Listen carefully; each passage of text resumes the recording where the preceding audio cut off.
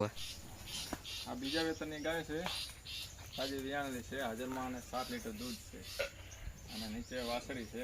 આ વાસળી છે ને દોવામાં સાવ ગરીબ ગાય છે. 7 લીટર દૂધ હાજરમાં છે, 4 દિવસની વિયાયેલી છે. આ બીજી ગાય છે,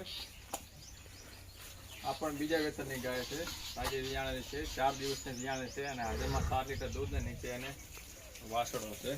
દોવામાં સાવ ગરીબ છે. આ ત્રીજા વેતનની ગાય છે અને આજ 7 થી 8 દિવસ વિયાણા નાખ્યા છે. હાજરમાં 6.5 લીટર દૂધ છે અને નીચે વાસળી છે.